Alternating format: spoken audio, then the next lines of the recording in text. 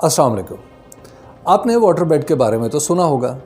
ये ऐसा पलंग है जिसके गद्दों में पानी भर दिया जाता है और इस पर लेटने वाले को यूं मालूम होता है जैसे वो लहरों की आगोश में है।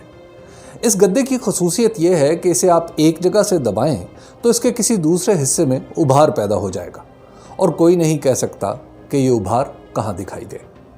इसकी इसी खसूसियत की वजह से अमली सियासत के मुताले का एक नज़रिया भी तश्कील पा रहा है जिसे वाटर बेड थ्योरी कहा जाता है। इस नज़रिए के मुताबिक अमली सियासत में बाज़ औक़ात सियासी क़ुव्वतें अपना जो बयानिया बनाती हैं, इसका सबब वो नहीं होता जो नज़र आता है, बल्कि कुछ और होता है जो बताया नहीं जा सकता। इसकी एक मिसाल सरगोदा में हमारे दोस्त हबीबुर रहमान लक मरहूम यूँ दिया करते थे कि सियासतदान ने भैंस लेनी हो तो बात मालिक के किरदार से शुरू करेगा। आप इसी मिसाल को मुल्क की सियासत पर फैला कर देख लें। हर सियासी जमात जो कह रही है इसका मतलब वो नहीं होता जो हम सब समझते हैं। इस थ्योरी को जहन में रखते हुए जब आप सियासी जमातों के मौक़िफ़ को समझने की कोशिश करेंगे तो आपको वो भी दिखाई देने लगेगा जो आम तौर पर ओझल रखा जाता है। अब मुस्लिम लीग नून को ही ले लीजिए कि डट कर एंटी मनी लॉन्ड्रिंग कानून को मुस्तरद कर रही है। लेकिन क्यों? आखिर क्या वजह है जो मुस्लिम लीग नून को एंटी मनी लॉन्ड्रिंग कानून की मुखालफत पर मजबूर किए हुए है? एंटी मनी लॉन्ड्रिंग कानून इन कामों की फहरिस्त में शामिल है जो पाकिस्तान को इसलिए करने हैं ताकि दुनिया पूरे एतमाद के साथ हमारे साथ कारोबार कर सके। उसे यकीन हो कि पाकिस्तान से आने वाले या पाकिस्तान जाने वाले पैसे किसी जुर्म के इर्तिकाब के लिए हैं, न किसी जुर्म से कमाए गए हैं। अमेरिका और यूरोप जहां पैसे भेजना या वहां से मंगवाना कभी मसला ही नहीं था। इस मामले में अब इतने हसास हो चुके हैं कि कोई 5-10 हज़ार डॉलर भी अचानक खर्च कर डाले तो इनका मालियाती निज़ाम घंटियां बजाने लगता है। उनके मुकाबले में पाकिस्तान में हालात ये हैं कि अक्सर दुकानों ने क्रेडिट कार्ड या डेबिट कार्ड के ज़रिए फ़रोख्त सिर्फ टैक्स बचाने के लिए रोक दी है। इन दुकानों के मालिकान अपने ग्राहकों से टैक्स तो पूरा वसूल करते हैं, लेकिन इसे हुकूमत तक पहुंचाने की बजाय अपनी तिजोरी में भर लेते हैं। फिर यही काला पैसा कभी ऑफशोर कंपनियों में जाता है, कहीं इसके प्लॉट ख़रीदे जाते हैं और कोई सोने की शक्ल में महफूज कर लेता है। जब मौका मिलता है तो यही पैसा दरामद बरामद के खातों में से गुजर कर जायज़ कमाई का रूप धर लेता है। जब काले पैसे की फरावानी हो तो जराइम भी पनपने लगते हैं और जुर्म जब सियासत में घुस आए तो यही दहशतगर्दी कहलाने लगता है। दुनिया को ख़तरा है कि पाकिस्तान का ढीला ढाला मालियाती निज़ाम नादानिस्ता तौर पर दहशतगर्दी के लिए इस्तेमाल न होने लगे। इसी ख़तरे की वजह से दुनिया फाइनेंशियल एक्शन टास्क फोर्स यानी FATF के ज़रिए हम पर दबाव डाल रही है कि अपने मालियाती निज़ाम को किसी नज़्म ज़ब्त में लेकर आओ और अगर नहीं ला सकते तो फिर हमसे कारोबार बंद कर दो। ज़ाहिर है दुनिया के साथ कारोबार की बंदिश का मतलब है तबाही। उसूलन ये काम हमें किसी दबाव पर नहीं अज़ खुद करना था, लेकिन दबाव पर ही सही जो कुछ पाकिस्तान को कहा गया इसका बेशतर हिस्सा हो चुका है। अब मामला है एंटी मनी लॉन्ड्रिंग कानून में तरमीम का, जिसकी मुस्लिम लीग नून सीधे स्वभाव मुखालफत कर रही है। मुखालफत की बुनियाद बताई जाती है कि मनी लॉन्ड्रिंग को काबिल दस्तंदाज़ी पुलिस जुर्म करार दे दिया गया है।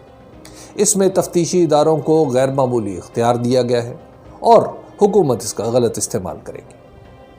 एंटी मनी लॉन्ड्रिंग कानून का जो मुसव्वदा कौमी असम्बली से पास हुआ है, इसके मुताबिक bank, property dealer, housing societies, वकला, चार्टर्ड अकाउंटेंट्स और स्टॉक मार्केट के ब्रोकर्स के अलावा सोनार और कीमती पत्थर बेचने वालों के ज़िम्मे ये लगाया गया है कि अपने ग्राहकों की मुकम्मल तफसीलात महफूज रखें। जैसे ही किसी पर शक पड़े इसके बारे में मुतलका सरकारी इदारे को मुत्तला करें। अगर कोई शख्स उनके साथ 20 लाख रुपए से ज़्यादा की ख़रीदो फरोख्त करेगा तो इस रकम की अदायगी नकद नहीं हो सकेगी। सरकारी तफ्तीशी अफसर के पास ये इख्तियार भी होगा कि इत्तला मिलने पर वो अदालत की इजाज़त से मुलजिम के फ़ोन खुफिया तौर पर सुन सके, उसके कंप्यूटर का मुआयना कर सके और ज़रूरत के तहत उसे जानबूझकर गैर कानूनी काम करने दे ताकि सबूत इकट्ठे करने के साथ साथ दूसरे जराइम पेशा लोगों को भी पकड़ सके। जो शख्स मनी लॉन्ड्रिंग पे मुलव्विस पाया गया उसे 10 साल तक जेल हो सकती है, 2.5 करोड़ रुपए तक जुर्माना भी हो सकता है। इसके अलावा जायदाद जब्ती भी हो सकती है। مجوزہ قانون میں یہ بتایا گیا ہے کہ قانون نافذ کرنے والے دیگر اداروں کے علاوہ نیب بھی منی لانڈرنگ کی تفتیش کر سکتا ہے۔ یہی وہ نقطہ ہے جس کو مسلم لیگ نون اور اب پیپلز پارٹی بھی مسئلہ بنا کر پیش کر رہے ہیں۔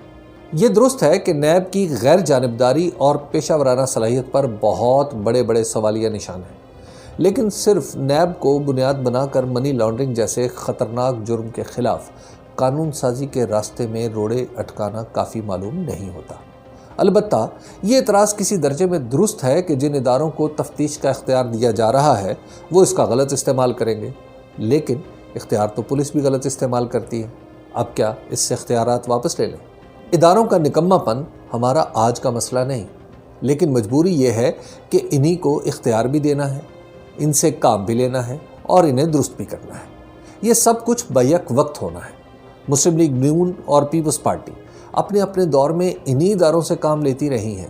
یہ ناممکن ہے کہ ان دونوں جماعتوں کو اپنے اداروں کی حقیقت اور عالمی دباؤ کا علم نہ ہو۔ اصل مسئلہ کچھ اور ہے۔ مسئلہ یہ ہے کہ مسلم لیگ نون کی حمایت میں تاجر اور خوشحال طبقات ہمیشہ سرگرم رہے ہیں۔ ظاہر ہے منی لانڈرنگ کسی عام آدمی نے تو کرنی نہیں، نہ اس نے پیسہ باہر بھیجنا ہے۔ 20 لاکھ روپے سے بڑی جائیداد تو وہی خریدے گا نا جس کے پاس 20 لاکھ روپے سے زیادہ موجود ہیں۔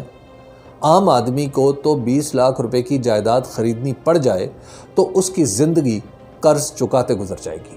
ٹیکس چوری کا پیسہ بھی اسی کے پاس ہوگا نا جو بڑا آدمی ہوگا۔ عام آدمی کے پاس تو گھر کے خرچ کے پورے پیسے نہیں ہوتے۔ آپ ذرا ان لوگوں کا تصور کریے جن کا ٹیکس 50 لاکھ روپے بنتا ہے اور وہ صرف 5 لاکھ دے کر بچ نکلتے ہیں۔ 45 لاکھ ٹیکس بچا کر اگرچہ ان کی آمدن بھی سفید سے کالی ہو جاتی ہے، لیکن اس سے انہیں کوئی فرق ہی نہیں پڑتا تھا اور وہ دندناتے پھرتے تھے۔ کوئی پوچھنے والا تو تھا نہیں، اس لیے ان بڑے لوگوں کی موج تھی۔